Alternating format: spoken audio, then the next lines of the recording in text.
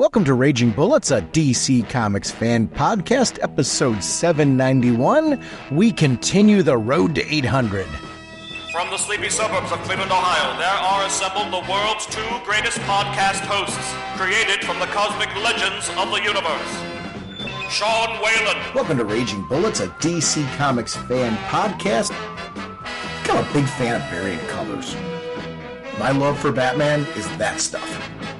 Let's talk some comics. And Jim Segulin. How's it going, eh? You know me and Superman. I'm really loving what we're doing. Raging Bullets is a spoiler podcast. Their mission, to discuss DC Comics in books, movies, and television several times a month in 1 to 3 hour episodes. And to serve all mankind. Outstanding. Welcome to Raging Bullets. I'm Sean Whalen, drnorge, and I'm joined as always by my co-host Jim, the sensei of the whatnot Segulin. How's it going, eh? Jim, on this episode, we are going to be continuing our DC KO Prelude discussion with the second part as we discuss Superman 28 to 30 on the road to the main event next week. We are sponsored, as always, by DCB Service and InStockTrades.com. Mr. Segulin, what's going on over at DCBService.com? Remember, DCBS is not just a great place to get some awesome deals on comics. They have apparel, they've got collectibles, action figures, and whatnot. So thank you. Thank you, DCBS. Over at InStockTrades.com, on this episode, for obvious reasons, we talk a lot about Legion of Superheroes. So I did a search over at InStockTrades.com. They have got an amazing amount of trade paperbacks, hardcovers, and omnibuses from various eras of Legion of Superheroes. Just for an example, they've got the Legion of Superheroes 5 years later omnibus. This is $150 regularly, 40% off, only $90. Legion of Superheroes The Curse Deluxe Edition. This spins out right after the Great Darkness Saga, which we covered on this show. This is $49.99, regularly 40% off, only $29.99. The Great Darkness Saga Deluxe Edition, which contains extra pages now, $49.99, regularly 40% off, only $29.99. And DC's finest, Legion of Superheroes, Zap Goes the Legion. I've got this. This is part of those new collected editions. $39.99 regularly, 42% off, only $23.19. It's very easy to jump into Legion at various price points. Definitely do a search. I'm just giving you a tip of the iceberg on what's available. Thank you, DCB Service and InStockTrades.com, for continuing to support our show. Mr. Segulin, what kind of a podcast are we? Raging Bullets is a spoiler podcast. We go in-depth into plotline, story twists, and whatnot of the comics we're discussing on today's show. So if you ever read the books, you may want to come back later so you can better enjoy the show. Let's talk some comics. There it is, going into that tunnel. Jim, I want to shout out something I've been reading this week just because I think it's really, really good. I'm all caught up on All-Star Batman. You know, I've been doing like just a ton of reading. And for people listening to this, so I read All-Star Batman 13. So it's going to be mildly spoilery because my goal here isn't really to ruin anybody's experience. I just want to shout out a few things in there that I just think are super cool right now. Are you caught up on this, Jim? On which? All-Star Batman? I mean, Absolute Batman. No. I'm sorry. I said All-Star Batman. Oh, okay. Absolute Batman. Because I'm like, All-Star. I'm like, no. No. Because All-Star Batman was a few years ago. No, right. Absolute Batman. I'm sorry. Let's hear Absolute Man. I am 12. Okay. So I've read last thing I read was 12. So I've read 13, but I'm not, the goal here isn't, I'm not going to get super spoilery. I just want to shout out this book for people. If you haven't jumped on this or given it a shot or things like that, their version of Bane is, I didn't think it was possible to make a scarier version of Bane. They made a scarier version of Bane. And it's like his motivations make sense. It's really, really just like this creepy. It fits this whole Darkseid's world, right? Now that we can kind of know that that's a thing, that this is Darkseid's world, you kind of see like just how that all plays out. The writing is phenomenal. I love Bruce in this. I don't want him to be the main universe Bruce, but I love this for what it is. I don't want this to be the main universe Alfred. What kind of things happen to various characters in this, and I'm staying very vague on that, is so creepy. Like if you're looking for a good Halloween read, perhaps Absolute Batman is your jam. Because it is that book. I know what characters you're talking about, and I agree. They did some stuff with some people that I'm like, holy crud. Yeah. That is awesome. You know, and awesome for us as reader, not so awesome for the person because, and I agree with what you're saying. Absolute Batman's and I'm going to throw out there even further, the Absolute Universe is pardon the pun, absolutely outstanding. You know, it is, for me, my favorite character is Absolute Wonder Woman. Yeah. As much as I'm a Superman guy and I love Absolute Superman, it's a great story, and Bats as well. You know, the Green Universe, Flash, even Martian Manhunter, which is a little bit different. I love that. I'm enjoying. Yeah. You know, it's one of those things because of the uniqueness of it, I'm enjoying it. And I found that with Martian Manhunter, I've got to read it. I have to do my 3 reads to truly get the story. Oh, it's a heady book. Yeah. You know, but it's not heady in a bad way. You know, it's heady in a good way for me because you have to read it. You have to take your time with it. And again, my 3 reads works perfectly with Martian Manhunter. But the Absolute Wonder Woman, I like this Wonder Woman. I really like this Wonder Woman, you know, and I'll be honest with you, I could read her on a full-time basis in the main universe. I don't like her more than the current Wonder Woman, but this Wonder Woman is outstanding. So I'm all in on Absolute Wonder Woman. So, you know, this has been when Absolute Universe first came out, I didn't know what the heck it was. I was like, oh, okay, just alternate storyline. Okay, cool. Letting some writers have some fun with the properties. And now that we know exactly how deep this ties into the current universe, as this is the Dark Side universe, I'll tell you, I'm loving it even more. And especially, again, Wonder Woman. What happens if she's not raised with the planet of the Amazons, but she's raised in hell by Circe? You know, and I love how much of the true Diana is still there. Even though her methods are different, Diana is still there. She's still standing tall in there. I'm loving what they're doing with this. I want to shout out a product that I use for my hardcovers when I go to read at night, because I like to read before I go to sleep. It just kind of helps calm me and stuff like that. It's also it just winds up being a great time for me. I bought the Gritton 19 LED book light, and this thing has like that color temperature change. You know how your iPad can do the color temperature change, you know, so that way you can like have that preferred reading for nighttime, and Kindles do it and stuff like that.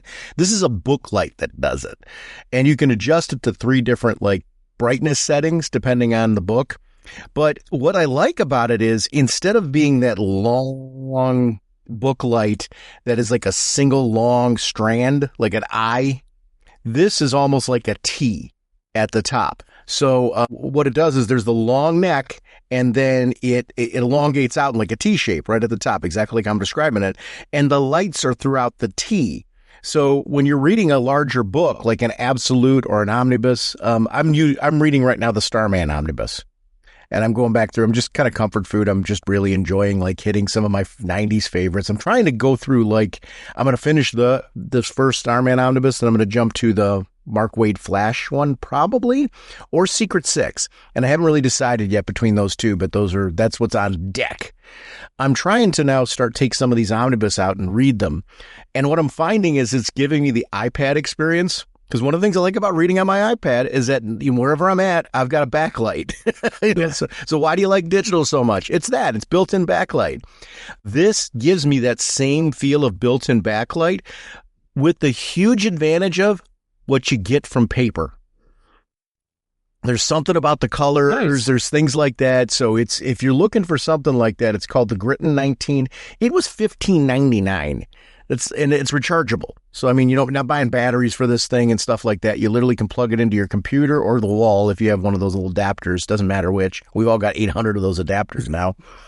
So it's just something I'd recommend if you're like looking for something to read and use for hardcovers or paperback, novels, you can, any kind of novels reading that you're doing. It's a great book light for that. I was been looking for the one that like just feels good and light. It's light. So it doesn't like when you've got like if you're reading an Absolute, it's already a tome. I don't need any additional weight on that.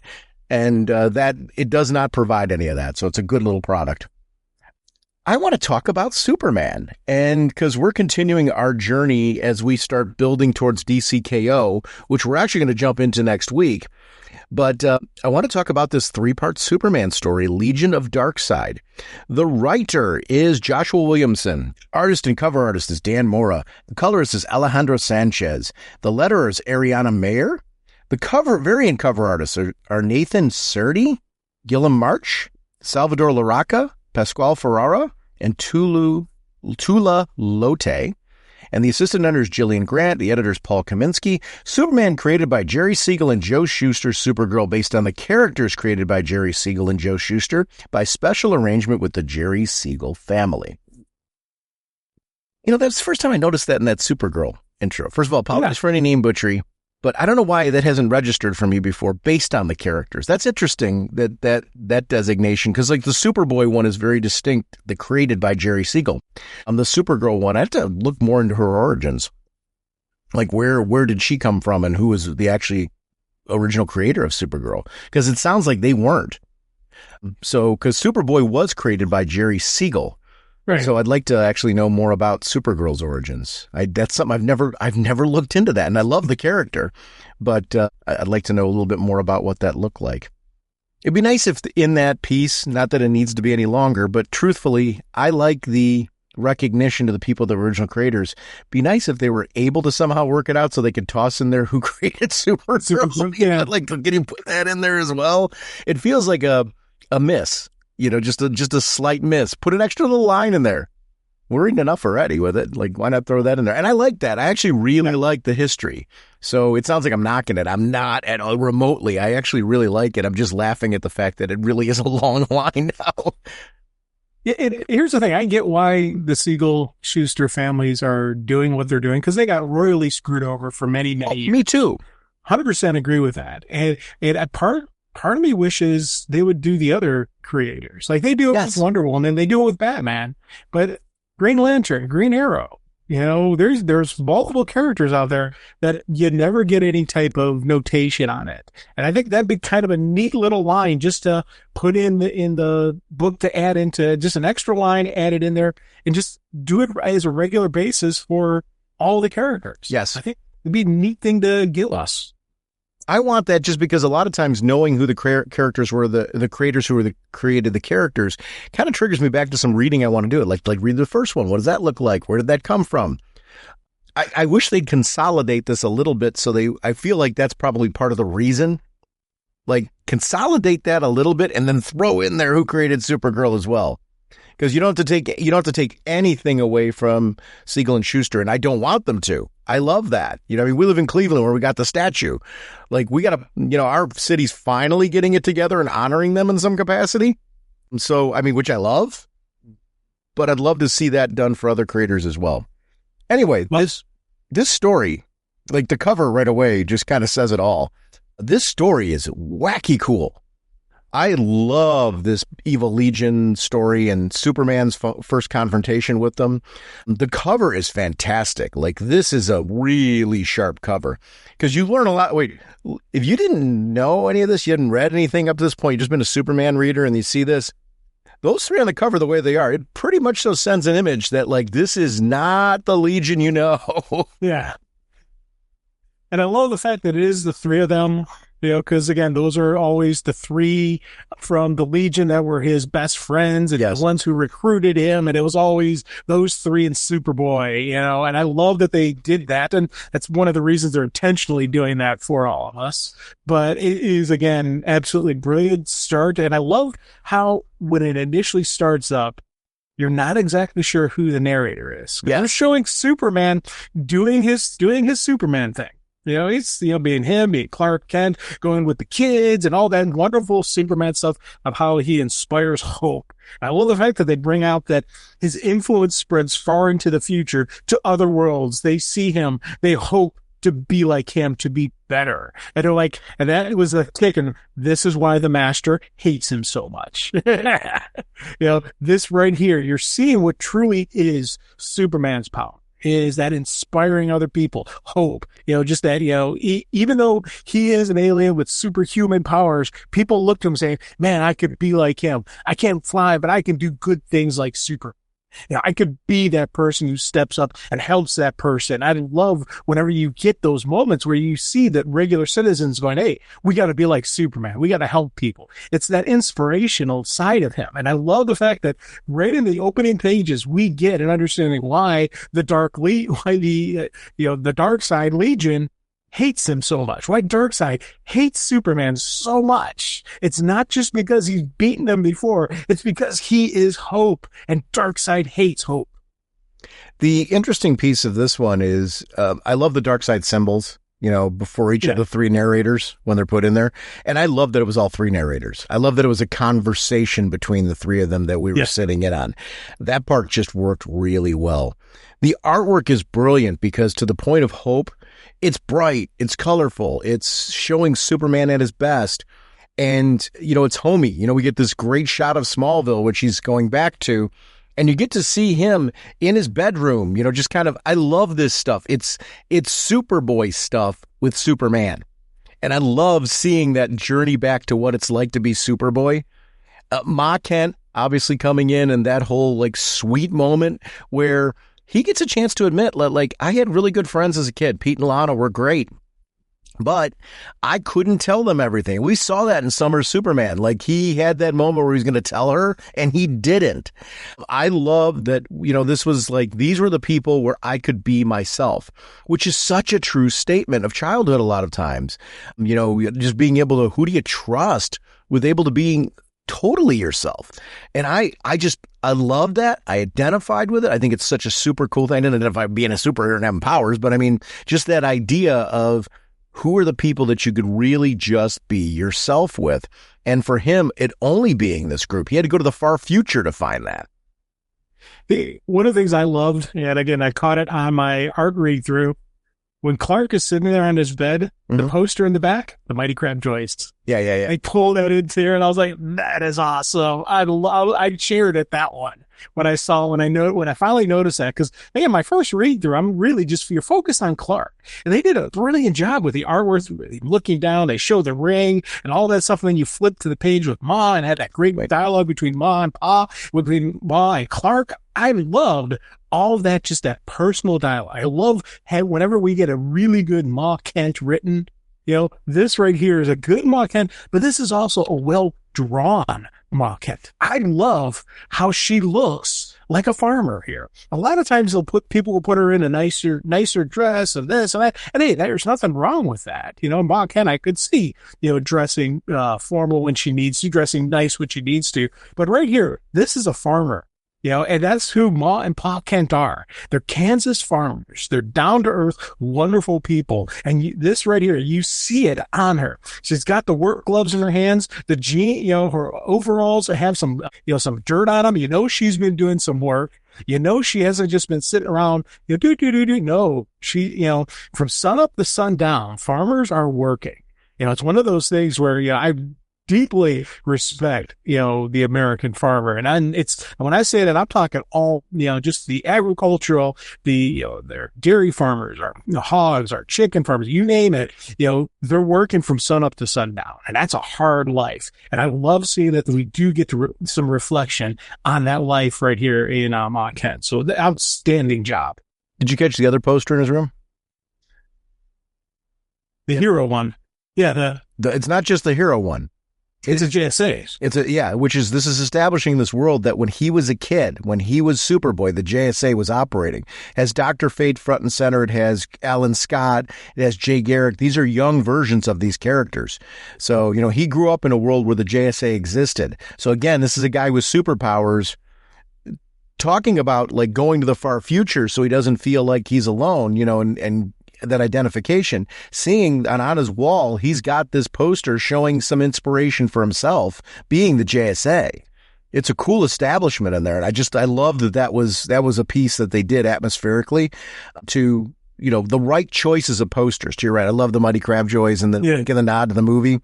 But I also love the fact that we had this JSA poster in there as well. Validus and the him talking about why he's worried about his friends. Like he came back for that ring because he knows he has to do something, and he's trying to figure out what, because there's been multiple, as he's pointed out, because of time changes, there's been multiple versions of my friends. So which version are they? Are they okay? Validus coming back here it didn't do what, as we're going to find out later, Booster set him back as kind of a flare, but because nobody remembers Booster, and we saw that in last episode, we saw that like sizzle flash where all of a sudden the whole sequence went through and they didn't remember Booster. Now we've got right here this whole Validus sequence, and Superman did not read it as the beacon it was supposed to be. Sort of. It did bring up the red flag that something is wrong in the future. So at the very least, it's done part of what Booster was hoping for. And I really like that. I like that this is his beacon coming back to it. Ma Kent as a character, you were referencing so much just seeing her work ethic and things like that. But I just love her as a character. That goes back to the Lois and Clark TV show.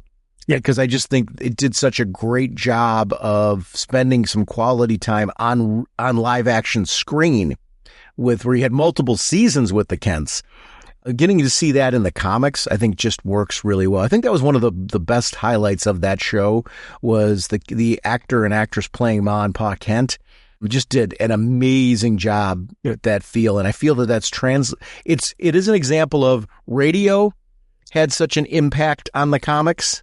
If you look back at classic radio, that's where Kryptonite came from. I love that we've got from TV this renewed usage of Ma and Pa Kent that has continued to carry over. And I love that. The Legion tree, the L on it and him going back to that place. And we finally see Imra for the first time. And this sequence was so cool because it really is. It's like the absolute universe taking a dip into our world for the first time. Yeah. And maybe not the first time, but I mean, certainly an early appearance of the absolute universe in ours. And boy, I love the costume design. I love her curiosity about him. I love that she is 100% who she is. Which is something that he keeps looking for his friend in her. And is she not there? No. Well, this is not a corrupted version of his friend. Right. This is a completely iteration in the absolute universe. This is what happens when there is no hope in the present. So there is no hope in the future. And not only is there no hope in the future, there's Darkseid in the future who's influencing that. And I love just that notion on how they make her so much. Again, it's, they really personalize this towards this universe. This isn't just an evil version of her. No, this is what would happen if the present had no hope. This is what happens, if Superman isn't this beacon of hope and inspiration, if instead he is absolute Superman, who's not necessarily a bad guy, but he's not our Superman. So this is what happens in the 31st century when present day doesn't have that beacon, doesn't have the JSA, doesn't have the Justice League, doesn't have Superman or Batman or Wonder Woman to be these inspirations for the next future generation. I love just how she comes through here. And again, it's a great as you said, her curiosity. I do love that as well. He's considered the corruption. And when you think about it, it's the other way around. Like, him looking at her as corrupted. It's the other. She's considers this to be order, the way that she's always lived and what she's always known.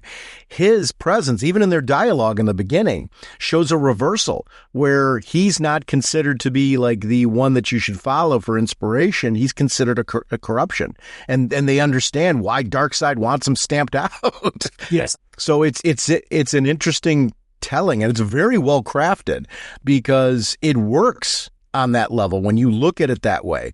And those are always compelling stories when you're like, I get her philosophy. I don't agree with it, but I get her philosophy. Well, and again, that's just why this story is so well crafted. Mm-hmm. The overall, I'm not just talking this comic. I'm talking the overarching story of, this, DCKO Dark Side event, whatever we're calling this massive event. I'll tell you, they've crafted it so well that she makes sense. Yeah. And I'm like, I agree with how she's written. And same thing, with, you got the Cosmic Boy and Lightning Lad, the way they're written and the way they're handled. Again, it fits this universe perfectly. And I love seeing that. This sequence at the Watchtower, and I'll put that in quotes, but man, did it look like that's what was going on. And you could see them doing this because it's not the first time that the JLA has been attacked on that level. But this sequence of the Watchtower is just really, really good, where they were crushing the Watchtower in on the characters. And, it's Superman reaching out there in compelling level, knowing that on some level, if the heroes were attacked like this, could they survive this attack? Sure. But wouldn't be the first time that something of the heroes has been devastated. They did a great job of swerving me with this. I was not thinking she was screwing with his head, especially because of the three narrators in the beginning. Right. I'm like, they're actually there. They're really doing this right now. And I loved seeing the initial battle. Well, and I'll tell you, I agree with you. When my first read through on this, I was like, oh God, they're all hitting it. What started giving me pause was when they were like, honestly, I thought a few would make it out alive. And I immediately started thinking, wait, there's a couple who can survive in space. They're green. There was a lantern there. Jaime could survive in space. He could survive being, having this thing crush out. Yeah, they would have catastrophic death, but some of them could have made it. And that was the first pause in my brain. See, where I wasn't doing any pause with all of that, that's the villain's perspective. I was assuming that the heroes as a team would have found a way to keep everybody safe. So I was thinking this happened, as it was going on, and that how many times have villains thought they'd killed the heroes and the heroes were alive? You know what I mean? So I figured this is a devastating attack on the Watchtower. Maybe some people are hurt bad, but that the other heroes think about the players that are on there, which is where you're going. Yeah. Figuring that with the diverse group of people that they have up there, that some people are going to be able to teleport people out. They're going to put people in bubbles. They're going to, all the little things that the heroes do. I'm oversimplifying, but when they're all teaming up together, they're going to make sure everyone gets out alive because that's what the heroes do. Then they went after Ma Kent. And that's what I'm like, wait, no, they aren't doing that here. And I got to be honest with you, to the point where they were selling me on this, where I get you, where I'm like, I'm questioning it a little bit. I'm also like, they wouldn't kill Ma Kent in this event, would they?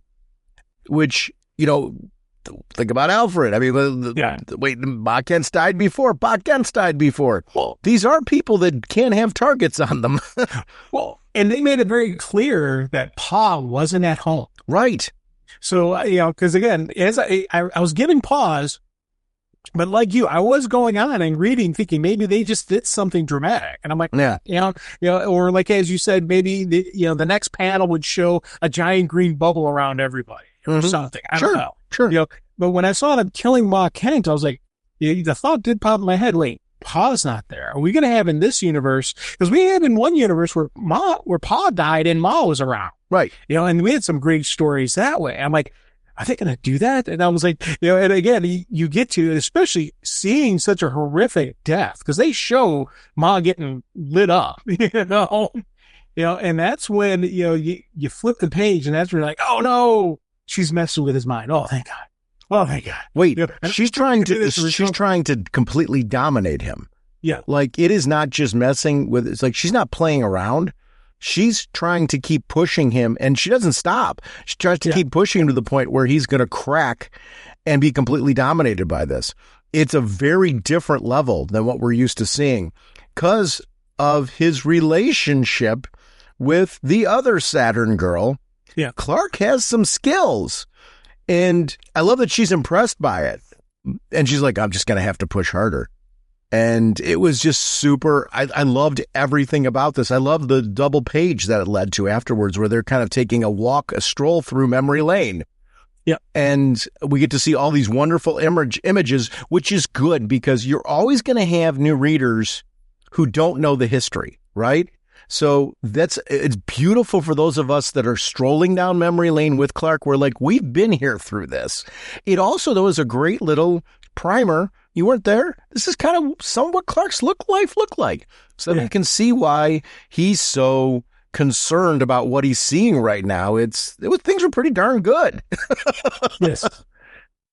Well, yeah. Oh God. Yeah. And again, I loved, how, again, she's diving in deeper and all that. And then you get the time trapper, coming in for the save. That for me is like, again, I'm loving how they're using this character. I'm loving what they're doing with him. Is he here's what I'm questioning now. Is he actually our time trapper? Or is he their time trapper?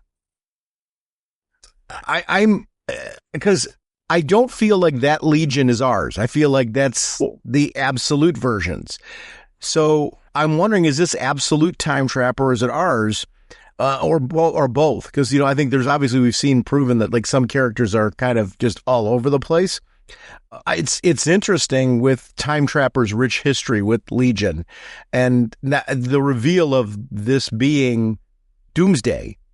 Was the Time Trapper really all along Doomsday, or because there was times where Cosmic Boy was Time Trapper? There's been different Time Trappers. I'm wondering, is this ultimately going to turn out to be absolute Time Trapper? I don't care either way. I love that I'm like questioning everything now in like all the fun ways that you do when they're playing with toys. Like how are they like they brought this action figure into the sandbox. How are they viewing them? Well, I 100% know that this Legion is the absolute Legion. This is not our Legion. Right. I'm 100%. I'm completely confident. Time Trapper is the unknown for me. Agreed. Initially, I was like, no, this is Doomsday. This timeline Doomsday who's involved. And I understood that was the story he gave out, and I agreed with it. I was like, okay, makes sense. But as things are going on, as things are talking, it does have me wondering, who is this Doomsday? Is this universe Doomsday? Is this a different universe Doomsday? Is this absolute? Or is this a completely different version of what if, Doomsday went a different route than the route he went? I don't know. It's one of those neat things where I'm like, I'm not 100% certain. Part of me does think, if I had to put money down on it right this second, I would say this is Doomsday. The same Doomsday that killed Clark, that is gone through all these changes because he's died and all the different stuff and whatnot that's happened to him. So that's if I had to put money on that. But if later into the story we find out this is a different Doomsday, I would not be shocked. I'd be like, okay, I wouldn't be expecting.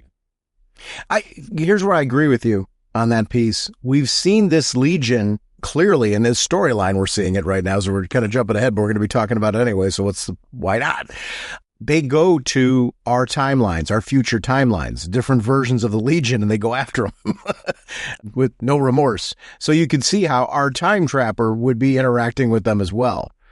So it's an interesting conundrum that we have going on here with these characters. The Imra storyline where Darkseid, is like, you were not to engage with Superman. Yeah. You disobeyed me, Saturn girl. And I love that she's like enraged. I only wanted to see him for myself. She knows she's in trouble. Oh my God.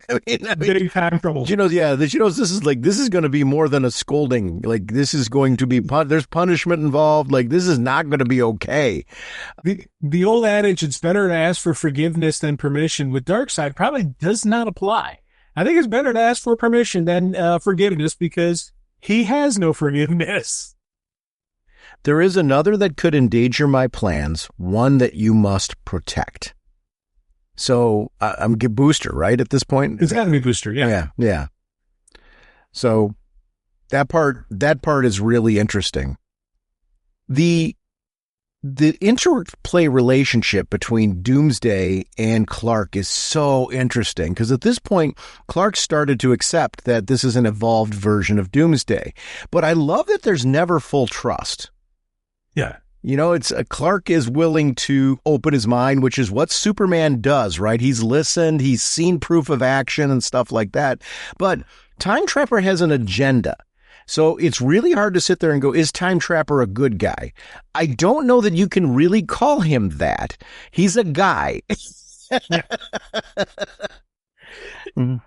I love when Time Trapper pulls Clark out of the timeline. Yeah.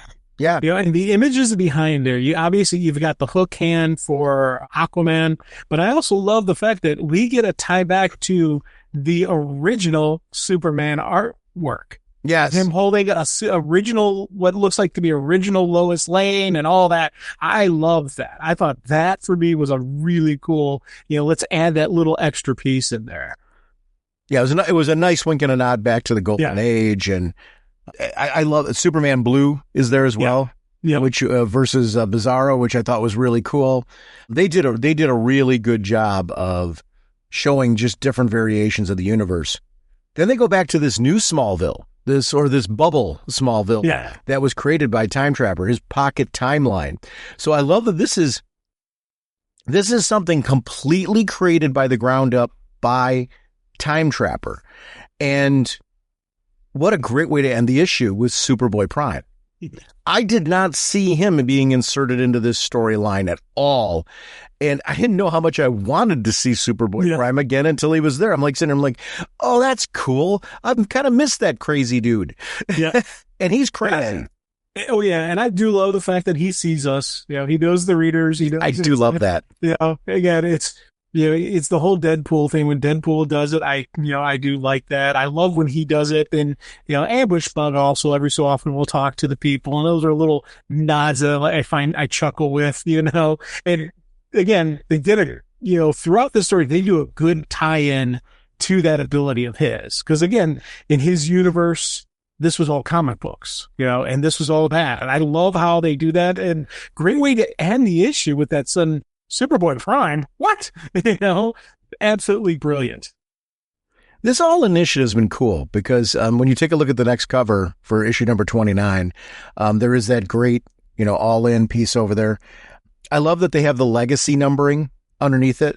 I'm a fan of that. I don't care how you put it there. I like that it's in the small little red, legacy number 8. It's just something for me. I keep thinking of the comic fan that's like, where do I put this in my box? Right. I feel that is a really important nod for anybody who's looking to do that and put things in a certain spot. It's reminding people this is a collector environment. Yeah. The tombstone for Long Live the Legion with Superman just crouched before it. Again, so much more powerful when you've just read a Legion story. The stuff we were doing with Life and Death of Feral Lad. I'm so glad we did it before this because it has all of this has much more emotional resonance. That wasn't my first exposure to Legion, but it's nice to have fresh exposure to Legion before you jump into this.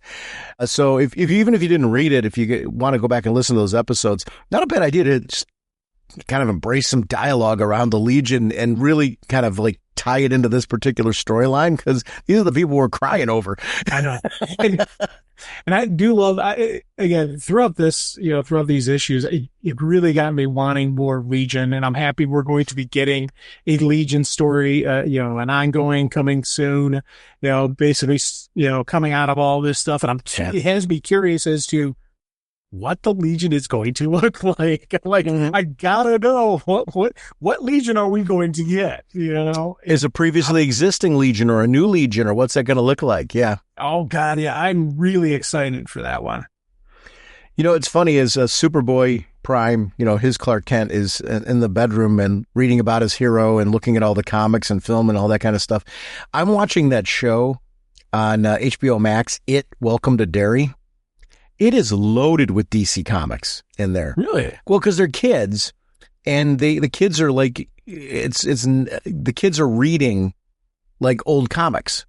So it's old Flash issues, it's detective comics, stuff like that are prevalent throughout, and it's all about the kids' imaginations being spurned on by, just comics and, they want to create their own stories and different things like that. It was just cool to see so much really wacky, cool DC stuff in that.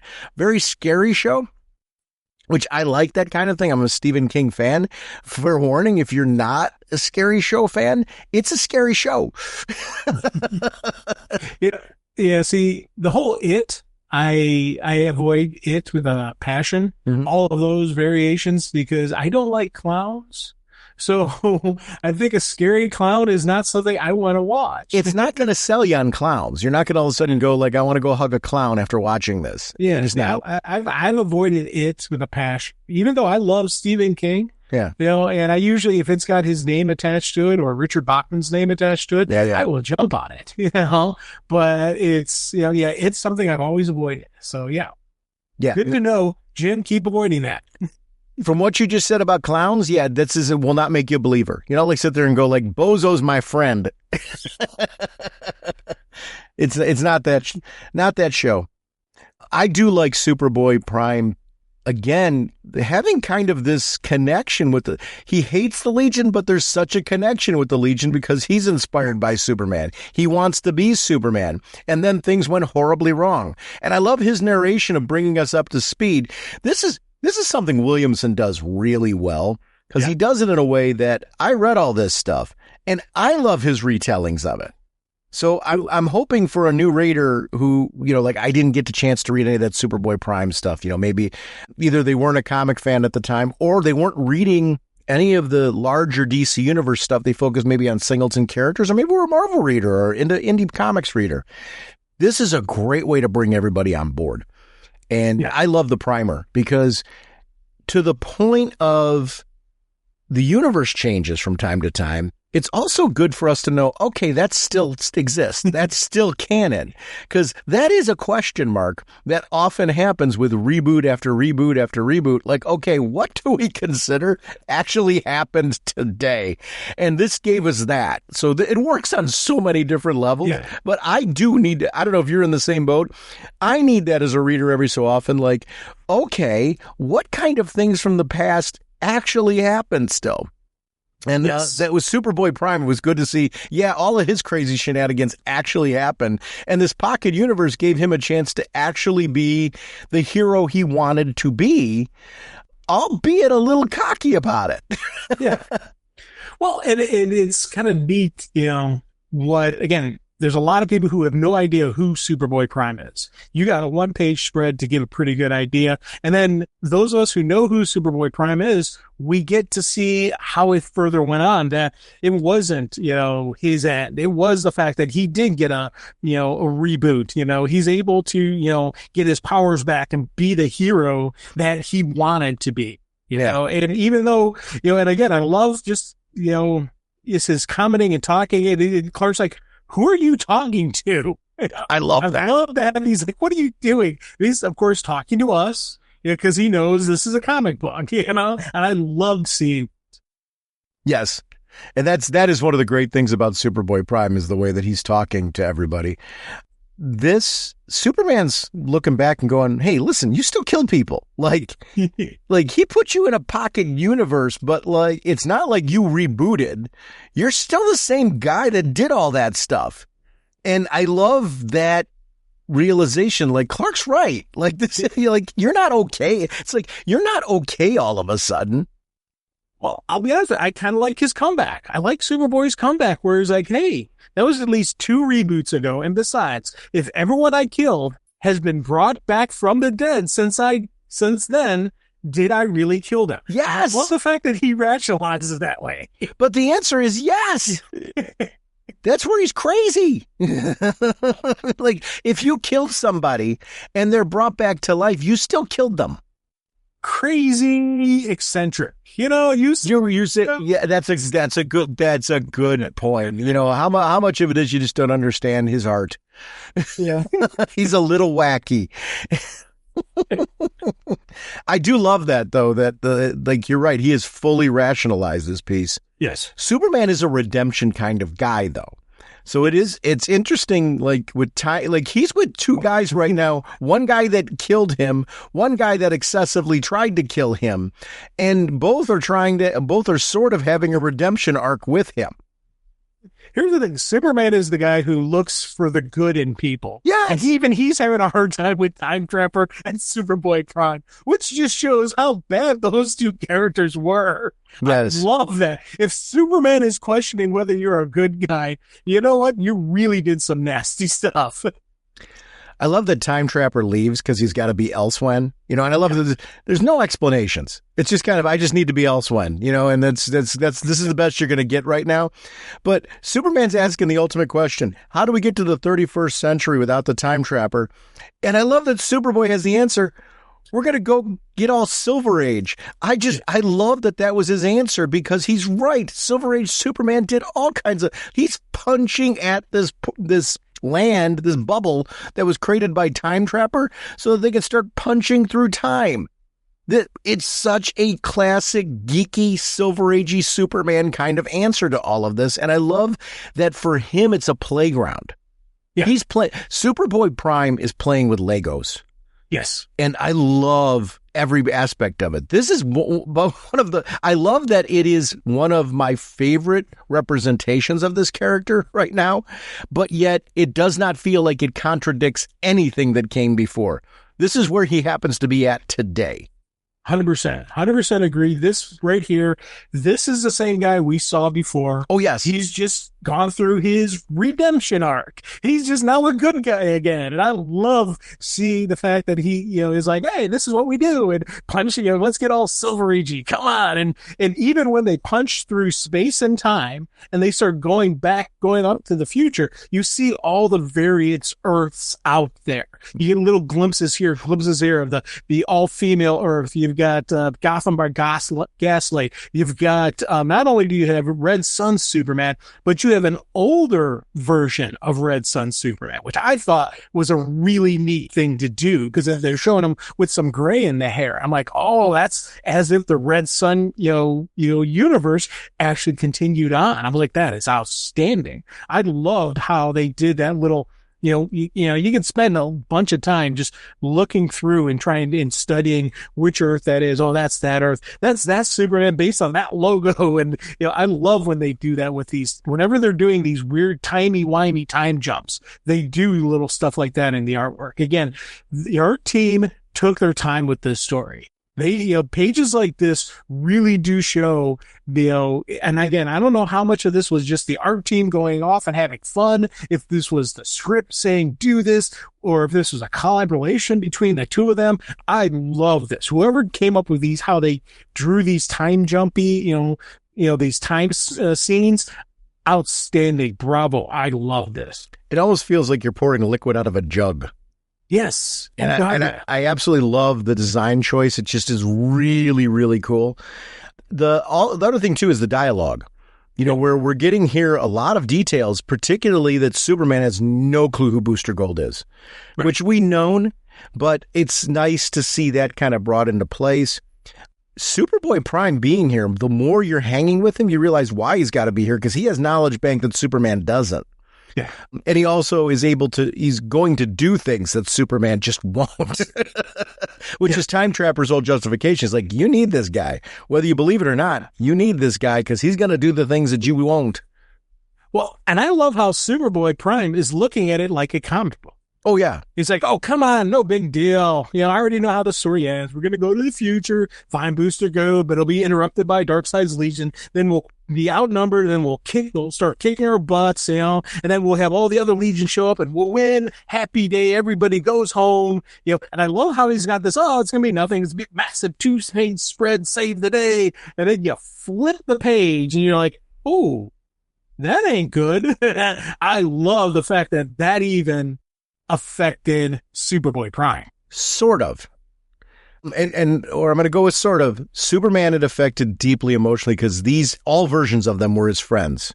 Yeah. To varying degrees. So he's got a real, they're killed. I mean, it's like seeing death, them mounted all over the place. And these aren't, action figures. These are real people. These are his real friends that this happened to.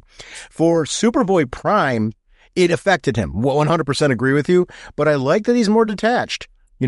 Like, whoa, they took out that Saturn girl, and that's like 3 dead Colossal boys. They're really going for shock value. And I just his whole dialogue chain just shows he does not have the emotional attachment to these people that Superman does. And I love that. I love that it's affecting him. He's recognizing scope and scale, but these are not his pals in the same way.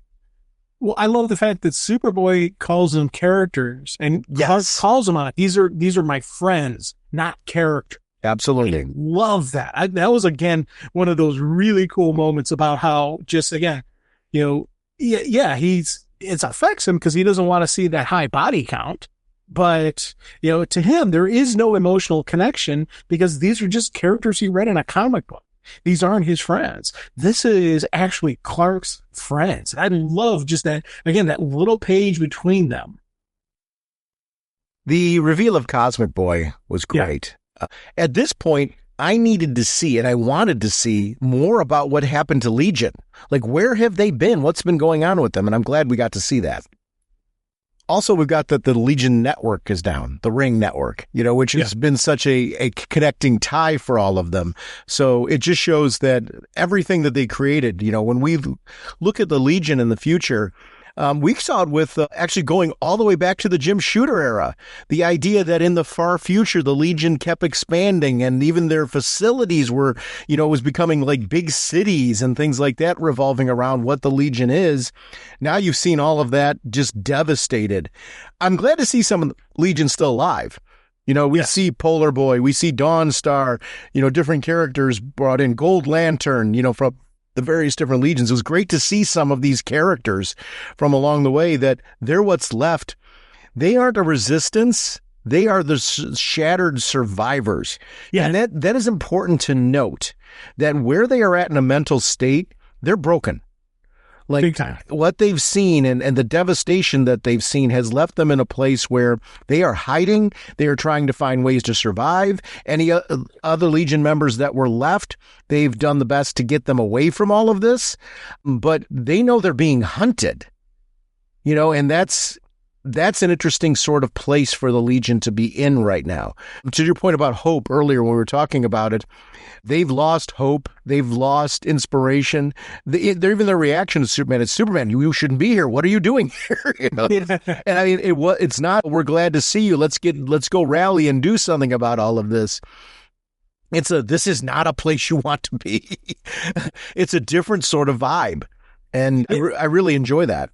And again, I like how, everybody calls out Superboy Prime. Everybody knows he's evil, yes. And he's like, no, I'm a good guy now, And even as a good guy, he still used substitute to Polar Boy. I love that, again, it's that arrogance, that attitude that Superboy Prime has. He never loses it. Because that is who Superboy Prime is. And then this is a great panel of the Brainiacs, the multiple Brainiacs, the multiple versions of Brainiac, all working on the Legion Brainiac, on the dark side, evil Legion Brainiac. This for me was an absolute outstanding page just because it does show that the Legion's down. The Legion is, scrambling, but they're not out of the fight yet. They're still fighting. There's still a couple brainies around. They're still trying to come up with a plan. They're still trying to figure out a way to win. Because again, this is the Legion. They always think we're going to win. We can pull this off. We can do this. Yeah, and that part was really important for me at this point. It was also good to see that they captured somebody. Yeah. You know what I mean? That they've got like a Brainiac there. And it's that one that we saw in the spread of that evil Legion where we're like, is that Brainiac? Yeah, it is. We got that confirmation right now. And I like that there's 4 of them that are analyzing him. And it's really cool to kind of get them explaining what's going on with the timelines. Because to your point about being 100% clear that this evil Legion is not our Legion, they pretty much lay that out for us right here. Yeah. This is now bringing everybody up to speed. We got the Brainiacs telling you what's going on. I do like Prime's reaction to them. Just what we need. Bunch of guys who think they're the smartest in the room. We're doomed. His commentary is great. I would love to see him more regularly in the right kind of book. Because you you referenced Ambush Bug, right? It was nice when Ambush Bug had those multiple miniseries, and maybe that's a vehicle for him. It's sometimes less is more, and I could see this being a character where less is more. But right now, I really am. I think he's doing all the right things. It's got the vibe I like in Deadpool. Yeah, if that makes sense, and it's working in this. And I don't know what the vehicle is for him outside of this kind of story, but I'm enjoying him. I'm enjoying him here enough so that it's doing what a character is supposed to do. Like, I want to see more. And if we only see him in spotty ways like this, you should want to anticipate and go, I want to see this character. Whereas before I wanted to see people beat him up.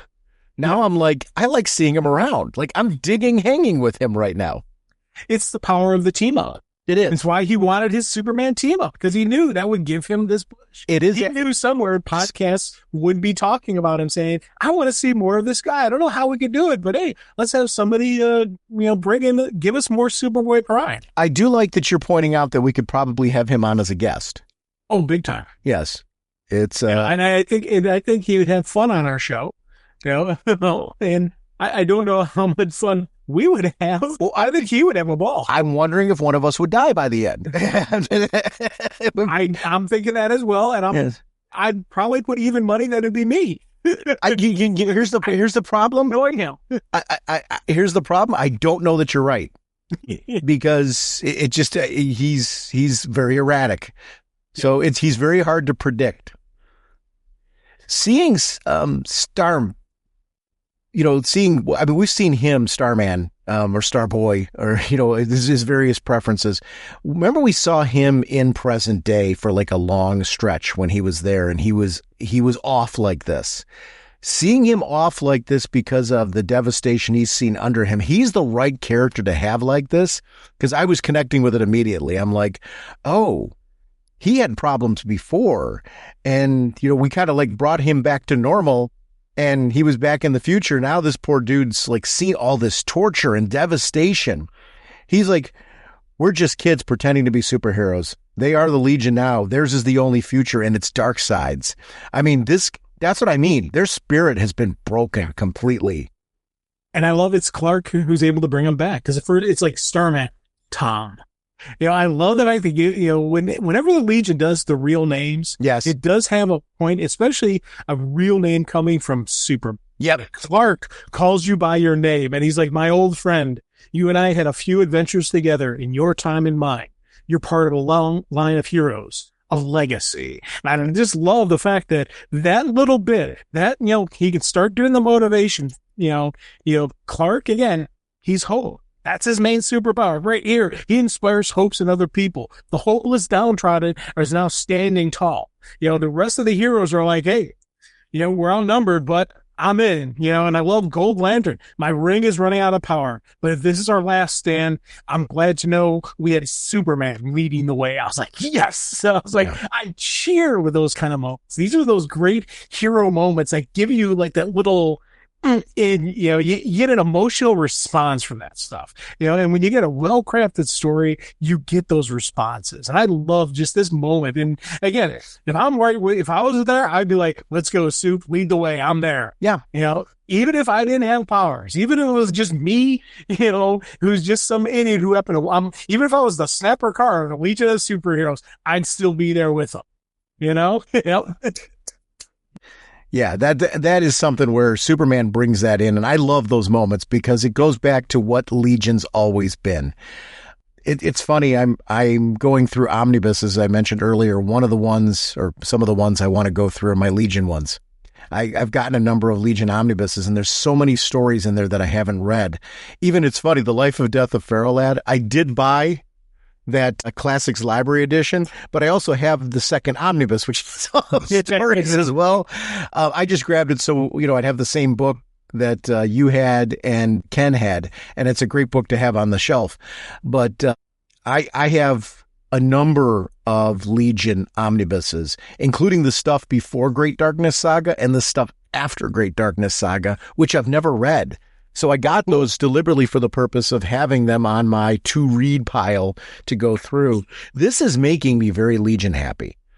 Both what we've read recently and this. Like, I want to read more Legion. I've got the 5 years later omnibus, which, remember Ken was mentioning all of that. Yeah. So there's so many great stories of Legion that just budget-wise or lack of awareness-wise, when they were coming out, I did not read at the time. We're lucky now that we have so much access either digitally or through these omnibuses to be able to, and collected at various collected editions, to be able to go back and actually read some of these great stories. I want to read more of the Levitz and Giffen stuff, just because I loved Great Darkness Saga so much that I'm looking to read that. But I want to read a lot more of the Shooter stuff, because Shooter stuff was so good, and he was so young at that time. And so much of what he put into place is still into effect today and played into a lot of different storylines later on. Good stuff. Yeah, no, it's funny. One of those, Legion of Superheroes, again, as we said when we had that conversation, was a team that I never really read. And then whenever I read it, like, I got to read more of it.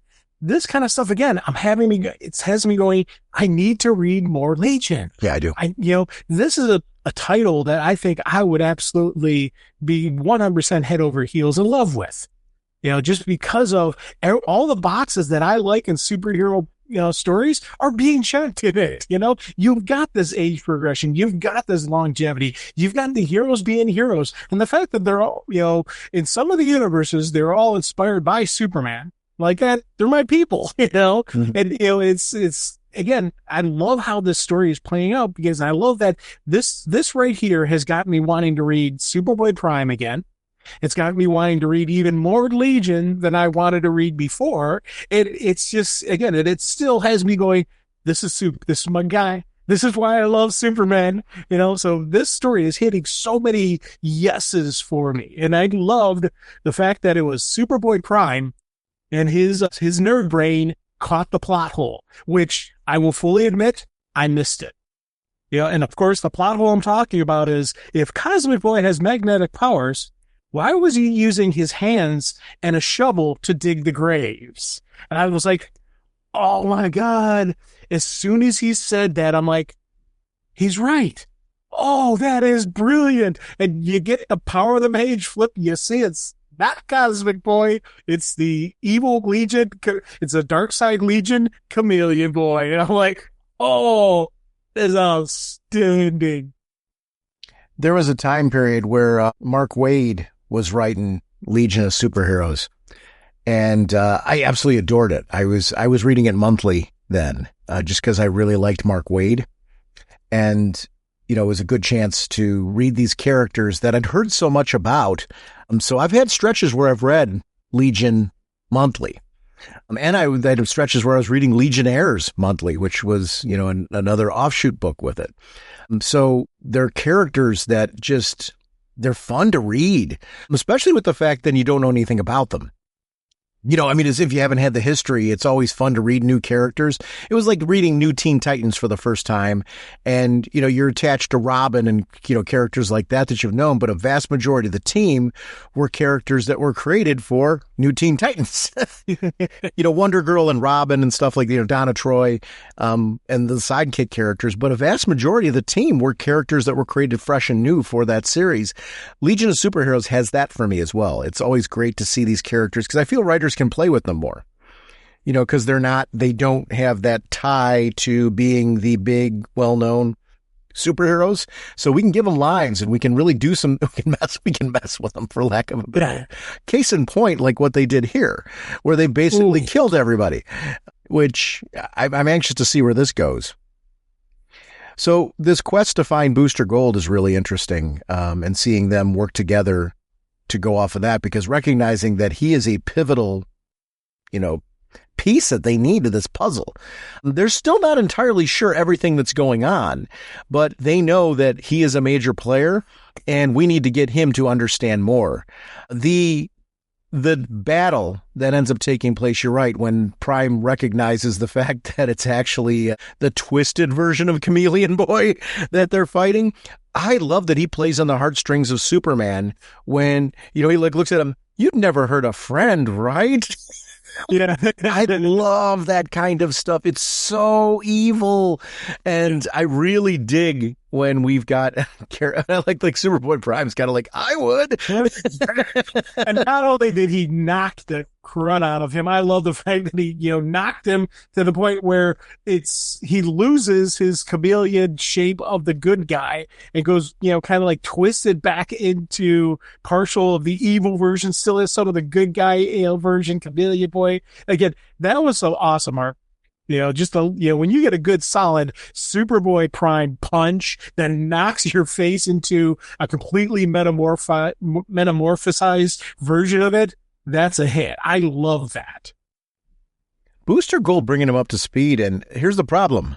Imagine you're hanging out with one of your idols, your heroes. Superman had just granted him, at a certain point in time, membership to Justice League Unlimited. Now, this same Superman does not remember him. Yeah. He's like, it depends. Are you Booster Gold? And imagine that being a thing. The guy's already been kicked in the gut and tortured. And now all of a sudden he's like, my hero, he's here to save me. Who are you again? I mean, how much more can Booster Gold take? That may be the worst thing that's happened to him. Yeah. Well, and again, I love the fact that, Clark's like, hey, sorry, whatever Darkseid did erased you from my memories. And I love the fact that Bruce was like, well, I was wondering why none of you came for me. I thought maybe I didn't matter enough. You feel bad for Booster. You sure do. Yeah. And I love the fact that earlier, Superboy Prime was talking about Booster being one of those, some people think he's a joke. Some people think, no, he's the greatest superhero ever to live. And right here, we're seeing that the fact that they didn't know who he is, but he is so pivotal to everything in this. And I love the fact that we get a little bit of idea that Booster was running. When the last time we saw Booster, he was running and hiding. He was doing, stick and move kind of stuff. And he managed to avoid them for 2 years before they finally captured him. Well, and captured him only because of the fact that he was trying to help the Legion. Right. He was being a hero. Yep. Which I really love. I love the fact that why did he get busted? Because of the fact that he did not stick to what was working because he was a good guy. Yeah. And I love that that's the reason. It just kind of adds another, we talked about the maturing of Booster and the fact that you get to see this evolution of Booster and its continued growth of Booster. That is another layer where it's like he could have cowered and stayed hidden and likely we'd be having a different conversation now. As far as they encountered Booster on the street because, Superman's here. I probably should reveal myself now. That could have been the story here. Instead, he's been tortured all this time and he doesn't know how long. So, which is the thing. Days start to pass and you don't know how long you've been there. He'll never know how long he was chained up there. Right. And that's something that, a lot of the POWs when they, start talking about their experiences and anybody who's ever, not even just POWs, anybody who's been held, in that kind of capacity, not just a regular, prison sentence, but held as, a war criminal or any of those kind of very designations they're given. The first thing your captors do is they deprive you of sunlight. So you can't tell how many days has gone by. You have no idea. They feed you whenever they feel like feeding you. So it's not like you're getting 3 meals a day so you can judge, okay, I just had my breakfast. No, it's been who knows how many days since they last gave you food. Yeah. So I love the fact that Booster had no idea on what it was. And again, just seeing him with the longer hair and the full beard, the emaciated, he's lost a ton of weight. He's a much thinner, version. He's a starved version of Booster. And I love seeing just that. Again, some great stuff going on. And it was also the coolness of, we see the current Booster and then those panels where they show that right before it happened. You see the hero Booster, how he was before all this stuff happened. And then you see the current version. It really does bring home how much this guy has gone through. I love that his answer is, listen, I know what he's planning and we can't beat him this time. I mean, he's definitive on that one. Yeah. It's, and that's one of those things where Superman doesn't even understand the context of that because he doesn't know this is a guy that like we've been through multiple battles together with Darkseid. We can't win this time. It's like, I don't even know who you are. Yeah. I mean, it's an interesting context. As they're going to try and head back to the home, as Superman refers to it, home. For Booster, the concept of home is wacky because he came from the future to the past. So his home is already been gone. Right. Now she's saying the future is Darkseid and it's only a matter of time before the past and the present are his as well, which is so crazy to have somebody who is living in the future, which is their present, is like sitting there talking about the past and the present in that capacity because it's their past and present, meaning Superman and Boosters, not theirs. Their present is now. Now, I've been thinking about something. Mm-hmm. Which is scary sometimes. I'm thinking the reason nobody knows about Booster it is because something Darkseid did, but it's not like a mind-wipey thing. It's instead because he destroys the future. Right. There is no Booster. So him coming back, it never happened. Right. Okay. So we're both on the same page. That we saw that happen. That was what remember that zap? That's where the Trinity like relived that conversation they had. Right. That means that the conversation with Booster and sending him to the future never happened. Right. Because he never existed. Right. Even though we have a Booster, he's an anomaly. He's one of those time fluxes. Because we have this physical body, but he's not the original body that is Booster Gold never existed because he never was in his timeline because there was never a Hall of Heroes. Yeah. Okay. Now, one of the things I loved about the ending of this issue is it's an ending we all saw coming, but we still said, "Oh man, come on, Superboy Prime, what you doing, buddy?" I love how we've got the evil Legion just sit there and they're looming over them and like, we've won, you've got nothing. And then Superman gets shot in the back, Yes. And just see who the shooter is. It's Superboy Prime. Hey, if you can't beat him, join him. And I'm like, oh, come on, man. I thought you were a hero. I thought you'd grown past this. I loved that they did this to us. I love the fact that they completely 100% had me thinking Superboy Prime just turned again. Yeah, it was a great use of him. And this is all stuff that Time Trapper recognized was going to be pivotal. And I really love this because it's a great use of this character and putting him in as a variable. Yes. These covers are, I know I keep noting them. Dan Mora as an artist is somebody who I just absolutely love. I feel like his storytelling in his covers are really, really strong. And I'm not knocking the rest of the team, the color work and everything like that. It all works really well. But this is another just great cover with Superman and Booster Gold against a Legion. And you've got like what's in the background of them, just that, that evil coming on them. It just looks evil because there's so much of them in the shadows. I just love that. I mean, it's just a great, great cover. Superman's bleeding from the head, and the smart part with this one is they left Prime off of that cover. Yes.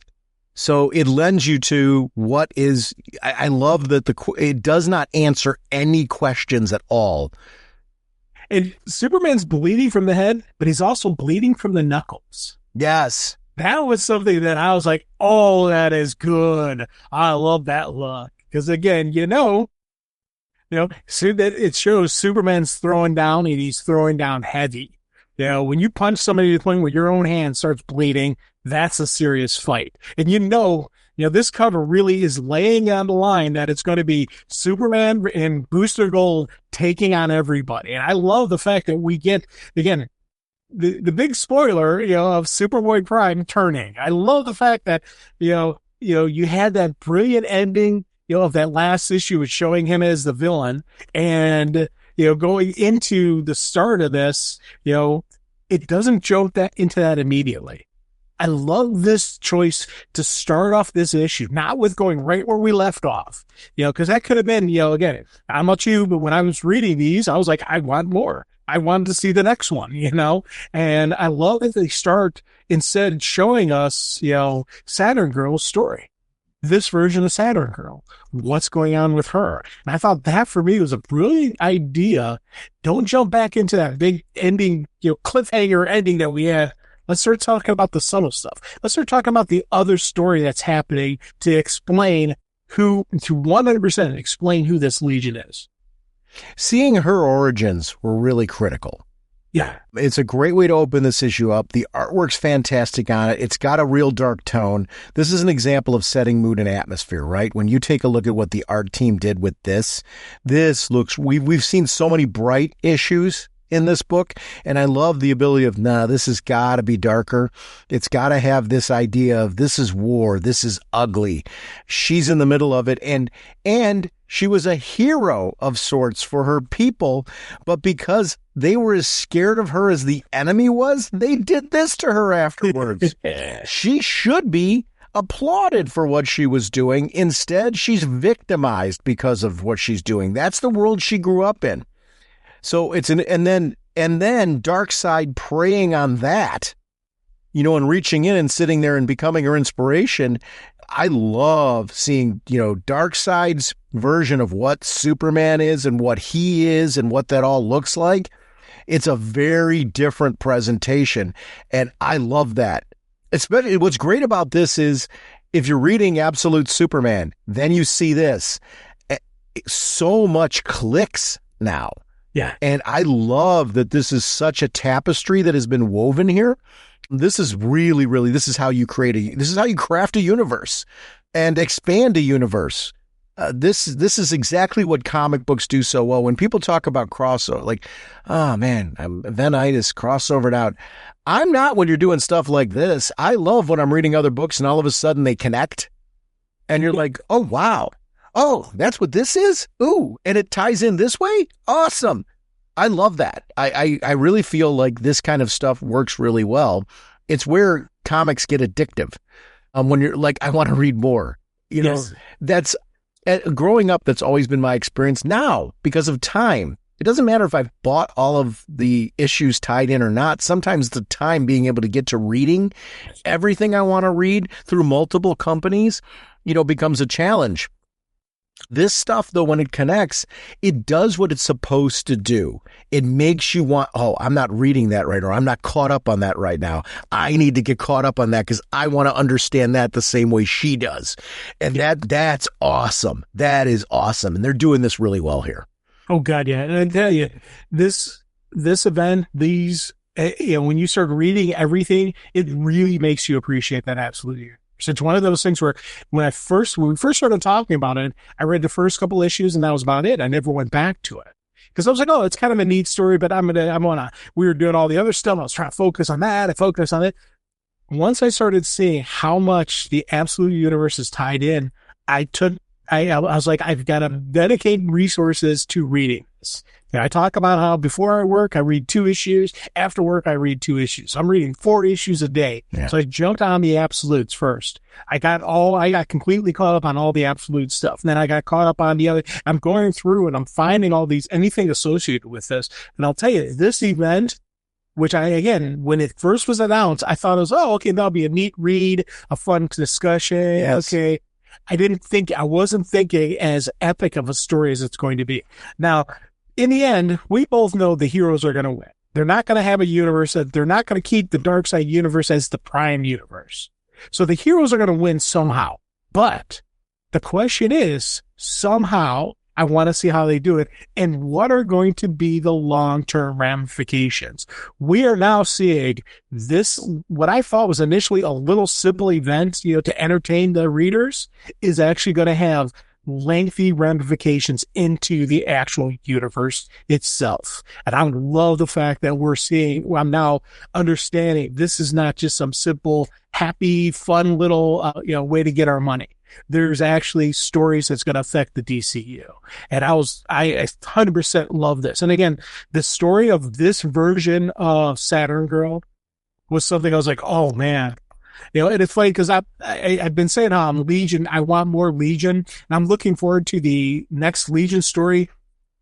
The Evil Legion, I'll be honest with you, I wouldn't mind it if they were around still. Oh, yeah. Because they're crafting them so well. I'm like, I wouldn't mind if the Evil Legion somehow crossed over from the Absolute Universe into that current running story, and they were the bad guys for the Legion. I wouldn't mind a Legion fight. I wouldn't mind some of these versions of the Legion characters, still being around. I want that. And what's that Legion's going to look like as this story concludes? Right. Because in order for this to end, there has to be some form of resolution of some sort. So what does that look like for them? And who are they after this? They're not going to instantly be good guys after this, and I don't think that's going to be a thing. I don't know. I don't know what this is going to look like. It's going to be interesting to see what this looks like. Her escape was sweet. Yeah. Where she's like sitting here, while you fear your commanding officer. Oh, he's a bad, bad man, isn't he? Yeah, and they're like sitting here like, wait, how did a Brawlian get in here? I love that they're like looking and now they don't see each other completely and they're shooting each other. Oh, God, yeah. And I love she's got the Omega symbol in her eye as she's doing it. Yep. And again, and as she's leaving, there's a, Cosmic Boy sitting right next to her. And he's like, hey, I know we're supposed to be enemies, but if you take this collar off me, I think I can help us break out of here. And again, the birth of this Legion here. And I was like, oh, that is awesome. That is awesome, man. Rallying behind a common cause now. Now, all of a sudden, it's not about their respective people. It's about Darkseid. Darkseid is. Darkseid is, yep. Yeah. Their inspiration now is just a very, very twisted one in a very, very twisted world. The fight between, the confrontation, I should say, between Superboy Prime and Superman was really, really good. He is excellent at selling a viewpoint because what he's sprinkling into there is truth. He's sprinkling truth in with his deception because, he's basically like, I hate the Legion. He means it. Yes. He 100% means it. Yeah, and I love the fact that, and again, I don't know about you, but I will fully admit I thought they were doing another turn on him. I didn't see that this was all just a scam. And so later on in this issue, when we see that, no, it was Superboy Prime tricking the Legion, I was like, oh, that is awesome. I'm so happy. I'm so happy because when he first had that turn, I was like, oh, man. Come on, guys. And I was like angry at the book. Yes. I was like, come on. Dang it. And then to find out that, no, Jim, you were Swerve, you're an idiot. I'm like, oh, again, I cheered. This is just well crafted. And I love the fact that. Wait, with Lightning Lad. I do want to say one thing about Lightning Lad. Yeah. And you may have been going here, so I apologize if I'm jumping the gun on you on this one. But I love knowing what happened to his arm in continuity, that Superboy Prime walks up there. How about I rip your arm off and beat you to death with? It's kind of my thing. But I'm like sitting here like, with that guy, it's always, of course, pick out the guy whose arm was taken off in multiple continuities anyway. 100% go in there. And I was like, oh my God, I love that. Yes. Again, Superboy selling that he is a bad guy is very easy because he's not lying. There is no deception. He 100% means that. If Lightning Lad had gone out, he would have ripped his arm off. Mm-hmm. And Superboy Prime has probably read the Legion issues where Lightning Lad had his arm ripped off. Yes. So I'm like, he 100% he's all in on it. And I do love the fact that, it's, again, Ara who is able to calm things down, and she's the voice of reason amongst this evil Legion. And it is just absolutely brilliant. I love how they played this out because 100% had me going. And I think, and I really do think Clark also was sold on Superboy turning.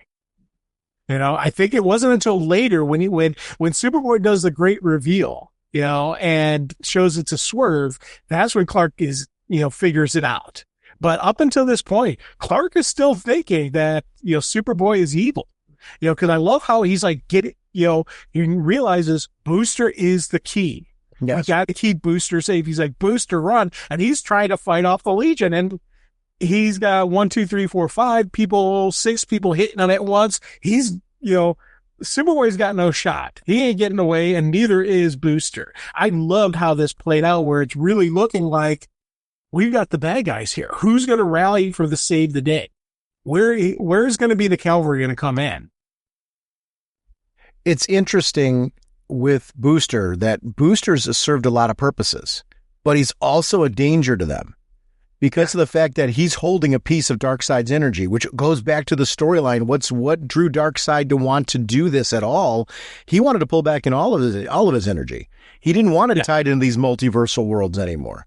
Well, because Booster's absorbed part of that energy, but he's also a time traveler. They were using Booster as a way to get to all, like, Booster's really the catalyst to them being able to kill everybody. Yep. So, which is screwing with time, which ultimately led to his erasure that you're talking about.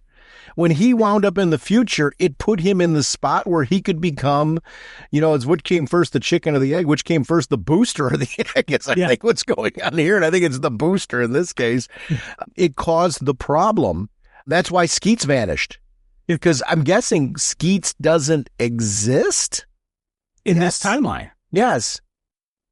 So yeah, and again, it was funny because as Saturn Girl's going off and telling all the secrets, why they need Booster, why he's so important, I love that Superboy is like, I love evil monologues, and it was that panel. I'm like, oh shit, I just got swerved. Oh, that is awesome. Yes. That is awesome. That was the panel right there where I realized that Superboy was not that guy, that this was all an act. Just because the evil monologues give the villain a chance to talk and they tell you your plan so you know how to defeat them. I loved how that played out. And again, it is a great thing with Superboy to do that. Again, knowing how he looks at life like a comic book. He sees this stuff happening. He sees this stuff playing out. It was absolutely brilliant writing with him. Can we have more Lex Luthor sidebars in just multiple books? Like, that whole sequence was so awesome. I loved everything about that. Like, where is Lex Luthor? I didn't know I cared at this moment until they showed him. I mean, don't get me wrong. I always want to know more about Lex Luthor, but I didn't know at this particular time, I'm like, this would be a good time for a break to find out what's going on with Lex. It ties in for every reason because it is one of Darkseid's, disciples that are trying to kill him. But I just loved seeing Lex's way of handling all of that. It was so sweet. Now that's Karate Kid that he took out, right? I believe so. So Lex Luthor beat the Karate Kid. That is outstanding. That again shows Luthor. Again, it's Luthor. Yes, he's super smart, but there is a side to him, that he could take the Karate Kid here and he completely snapped the neck. Luthor's got no problems with the killing. So I really thought this was a cool usage of Luthor. And again, I like that. We didn't see all the physical action. You hear that crack, snap, and then the monk goes in there and you see, okay, that's the snap of the head completely turned around the wrong way. And Luthor is leaving the monastery to rejoin the world because he knows he's needed for this fight. I thought that was kind of cool. Did you read that Absolute Evil special yet? Yes, I did. It was really good, wasn't it? That was outstanding. I loved that special. Yeah. And again, Not that it ties to this. Doesn't tie into this. Yeah. Sort of not. I mean, in the sense that it's the larger Absolute Universe, but it's a great tie-in for the Absolute Universe. Yeah. I thought that was a really neat thing. Yeah. This machine that was crafted from Legion technology that Darkseid used, is forged with hate and darkness, and this whole tie with Booster Gold and how that machine works was something that it was really cool to see all these pieces come together because these are things that they've been sprinkling for quite some time now. This goes all the way back to, and I'm glad we did that all-in special. Yeah. Because when you go back and see it from that and then start seeing how these pieces, they've been sprinkling these nuggets around for quite some time, and look how it's all come together. It sets a timeline for when did they do all this? And it's been going on. This is something that started with the all-in special leading up till now. There's a real big continuity to this. This Superman and Prime conversation where, basically, I love that Lilith Prime's like talking about the original creator of Booster Gold. Yeah, Dan Jurgens is going to be pissed. He's going to be pissed at me. That was such a great line. I just love his whole approach off of that. And I love that Superboy turns around, and you're right. By now, I knew that like Superboy, but it was in the sweetest way. They dropped the right sprinkles to the point that he was talking to us as readers, right? Yep. I think they did a great job of letting Superboy talk to us, so we had the kind of wink and a nod that Superman didn't even have. I love when you have sweet moments like this where when it came and the twist happened and you see this devastation with him, I love that, he references his nerd rage and, I can do this all day long. Yeah. It was so awesome. And again, it makes sense. And, some of the best liars are people who tell the truth and sprinkling the truth with the lie.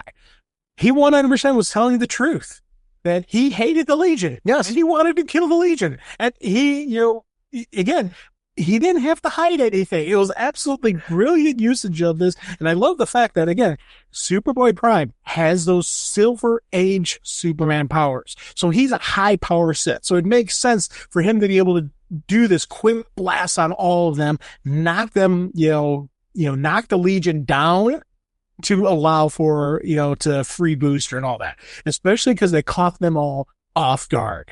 The fact that he completely caught them all on, completely out, just not ready for this. It was absolutely brilliant. Again, completely see how he's able to do this. And I do love the fact that he grabs Saturn Girl and does one of those spinning tornado thingies before throwing her out. That for me looked absolutely cool. And I was like, okay, that's kind of neat. It's not just grabbing her and throwing her. He did a couple, super speed spins to build up velocity and then threw her. So that was some really cool stuff. And again, does he kill Lightning Lad or does he just blast him? And is that him vaporizing an arm?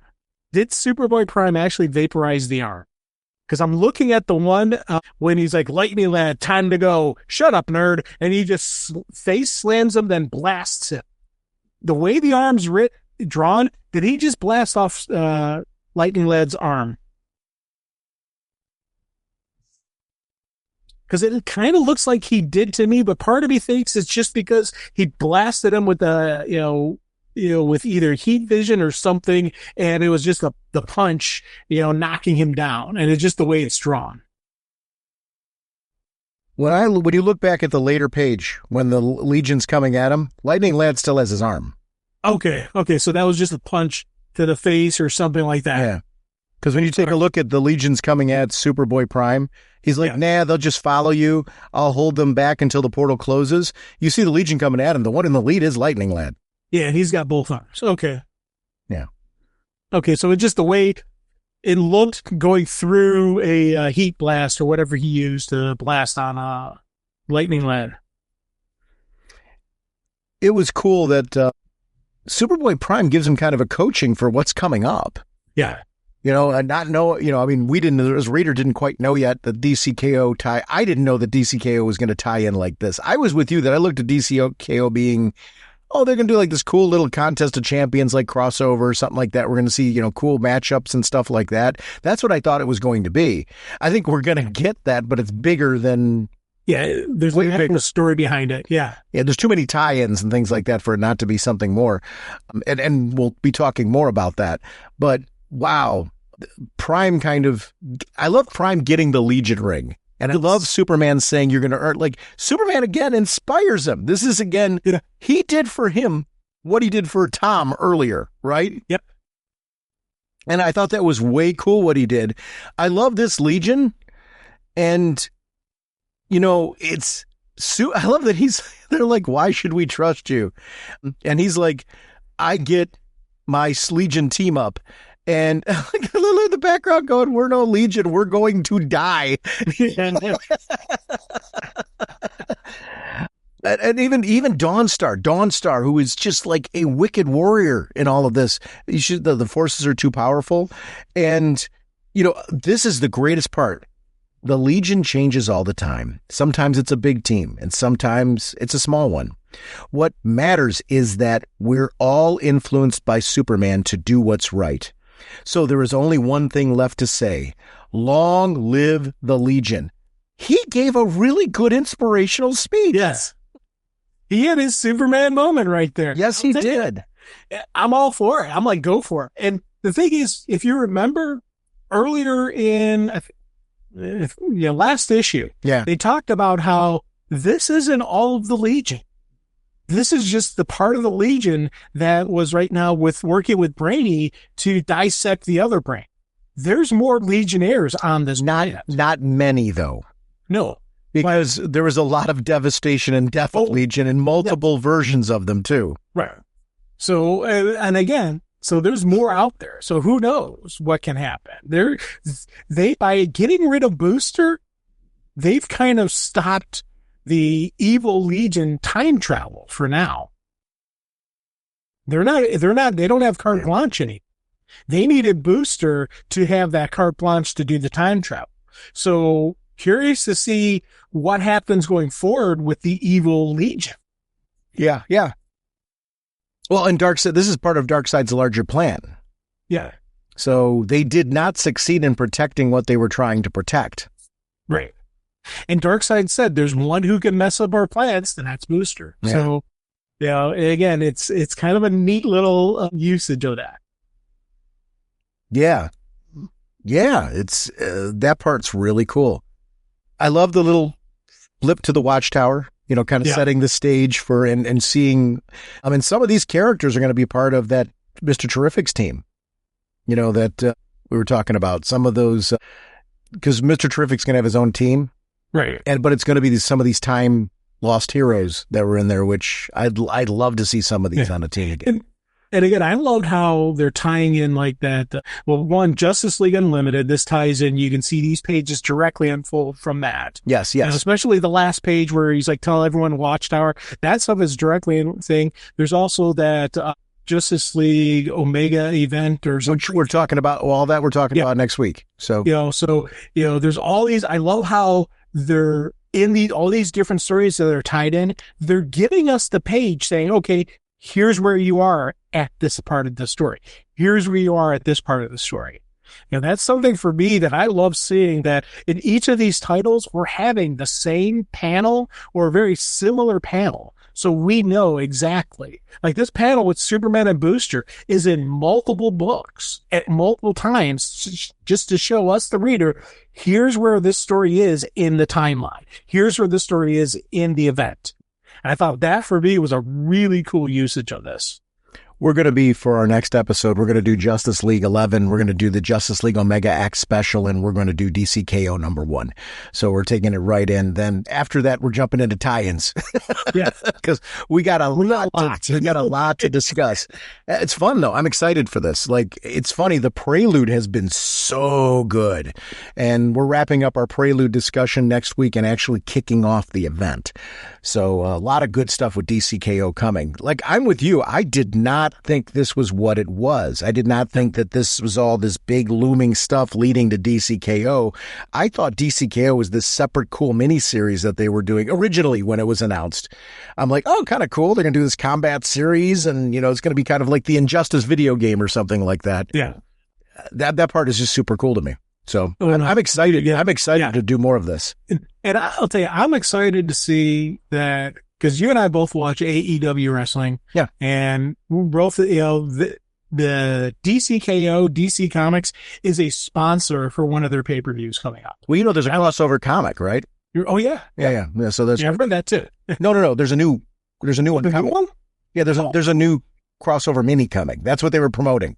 Oh, they were promoting it at New York Comic Con. There was a whole big event that was there. They had AEW wrestlers that were there. They were promoting this. So it's a cross promotion both ways. There's comic books and they're promoting the next pay-per-view. Oh, nice. So that's cool. It's a big partnership on. I like seeing comic books on any level on television and in other media where it's promoting, hey, check out comics.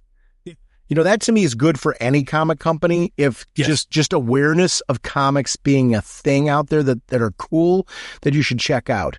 So I'm glad that wrestling's a great audience, I think, to kind of promote comic books, and just, it's a natural audience as far as saying, hey, you're looking for some fun things to read. This is a great opportunity to jump into some of this. So I hope those crossovers wind up being effective to just increase awareness. Sales numbers are good for all of us. So anything that draws even if it draws a small group in, welcome. Spinning with great speed, the Flash creates a protective vacuum around himself. RagingBullets.com is our show website. That's where you're going to find details on upcoming episodes. It feeds into Twitter/X and our Facebook fan page. We are proud to be part of an amazing Facebook group community. So please consider going over there if you got any comments on show episodes, or corrections, or you want to shout out blogs or news articles. You see something cool that's relevant to our show and our community, please post it over there. We love the collaboration aspect of it and really appreciate everyone that posts over the Facebook group community. The About Us section of our show website is where you can connect with us on gaming platforms and personal social media. We love connecting with you any way that you'd like to connect with us. And you can hear me bi-weekly on Is It Jaws, a film review podcast. Co-host Paul Spataro was kind enough to invite me on board to be co-host. And we do film reviews every other week using the Jaws 1-4 scale with a bunch of really great guests. So please consider joining us on that particular program. We are sponsored as always by DCB Service and InStockTrades.com. Mr. Segulin, what is going on over at DCBService.com? Remember, DCBS is not just a great place to get some awesome deals on comic books. They have t-shirts, action figures, models, you name it and whatnot, they've got it there. So thank you, DCBS. They have games and things too, like, board games and tie-ins to role-playing games. So if you're looking for something that you would normally see in a comic shop, they are an online comic shop. So just keep in mind that they have access to all of that. So definitely check out DCB Service for that. Over at InStockTrades.com, I did a search for Legion of Superheroes, and oh my gosh, do they have an amazing amount of content. Everything from smaller trades to larger trades and hardcovers to omnibus editions. For example, Legion of Superheroes 5 Year Later's Omnibus. This is $150 regularly, 40% off, only $90. Legion of Superheroes The Curse Deluxe Edition, $49.99 regularly, 40% off, only $29.99. We covered the Great Darkness Saga. There's now a deluxe expanded edition that is out there. $49.99 regularly, 40% off, only $29.99. And DC Finest, Legion of Superheroes Zap Goes the Legion. $39.99 regularly, 40% off. 42% off, I should say, $23.19. I want to thank DCB Service and InStockTrades.com for continuing to support our show. Our next episode, we are going to be back with Justice League number 11. We're going to be back with that Justice League Omega special, and we're going to be talking about DCKO number 1 as we kick into the main event. We will see you then. Bye. All right, you guys. Are you ready to sing your song? I'd say we are. Yeah, let's sing it now. Okay, this should be fun. Now get ready for your cue. Okay, Sean? Okay. Okay, Jim? Jim? Jim! Okay. Raging Bullets time is here. We talk about what we hold dear. Comic books and TV shows. Superheroes and their clothes. Justice League and so much more. I just love Green Lantern Corps. We talk about the books we've read with spoilers straight ahead.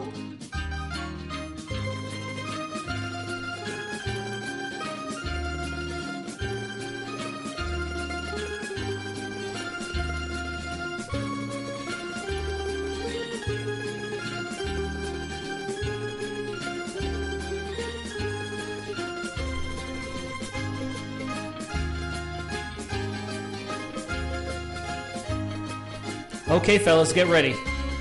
That was very good, Sean. Naturally.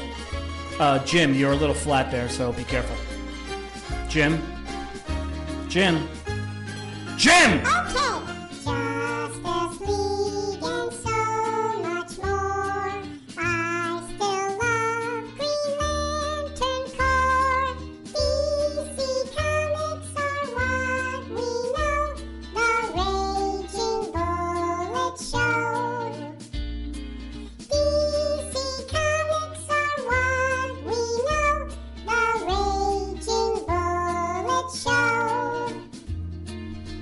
Excellent job, guys. Let's sing it again. Yeah, let's sing it again. No, that's enough. Let's not push it. Push it. What is that? Yeah, what are you talking about? No, I didn't mean anything by that. I think Sean, you're going to Jim, how how long do you want the song to go? Look, it's our